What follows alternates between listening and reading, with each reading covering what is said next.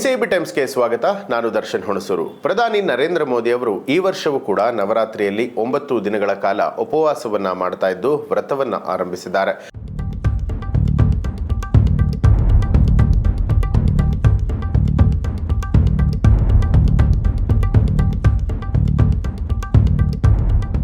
ಅಂದಹಾಗೆ ಪ್ರಧಾನಿ ಮೋದಿ ಅವರು ಕಳೆದ 45 ವರ್ಷಗಳಿಂದ ನವರಾತ್ರಿಯ ಉಪವಾಸವನ್ನು ಆಚರಿಸ್ತಾ ಇದ್ದು ಪ್ರತಿ ವರ್ಷ ಮಾತೆ ದುರ್ಗೆಯ ವಿಶೇಷ ಪೂಜೆಯಲ್ಲಿ ಅವರು ಪಾಲ್ಗೊಳ್ತಾರೆ.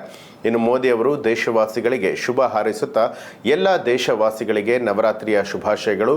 ಶಕ್ತಿಯ ಆರಾಧನೆಗೆ ಮೀಸಲಾದ ಈ ಪವಿತ್ರ ಹಬ್ಬವು ಎಲ್ಲರಿಗೂ ಕೂಡ ಮಂಗಳಕರವಾಗಿರಲಿ ಅಂತ ಹೇಳಿ ಬಯಸ್ತೇನೆ. ತಾಯಿ ದೇವತೆಗೆ ನಮಸ್ಕಾರಗಳು ಅಂತಲೂ ಕೂಡ ಬರೆದುಕೊಂಡಿದ್ದಾರೆ. ನವರಾತ್ರಿಯ ಮೊದಲ ದಿನ ಅವರು ಸಾಮಾಜಿಕ ಮಾಧ್ಯಮ ಎಕ್ಸ್ನಲ್ಲಿ ತಾಯಿ ಶೈಲಪುತ್ರಿಯನ್ನ ಸ್ತುತಿಸುತ್ತಾ ವಿಡಿಯೋವೊಂದನ್ನು ಹಂಚಿಕೊಂಡಿದ್ದಾರೆ. ಅವರು ಬರೆದ ಪೋಸ್ಟ್ನಲ್ಲಿ ನವರಾತ್ರಿಯ ಮೊದಲ ದಿನದಂದು ಮಾತೆ ಶೈಲಪುತ್ರಿಗೆ ಸಮರ್ಪಿಸಿದ ಪ್ರಾರ್ಥನೆ. ಎಲ್ಲರಿಗೂ ದೇವಿಯ ಕೃಪೆಯಿಂದ ಆಶೀರ್ವಾದ ಸಿಗಲಿ. ಮಾತೃ ದೇವತೆಯ ಈ ಸ್ತುತಿ ನಿಮ್ಮೆಲ್ಲರಿಗೂ ಕೂಡ ಶುಭವನ್ನ ಕೊಡಲಿ ಅಂತ ಹೇಳಿ ಬರೆದುಕೊಂಡಿದ್ದಾರೆ.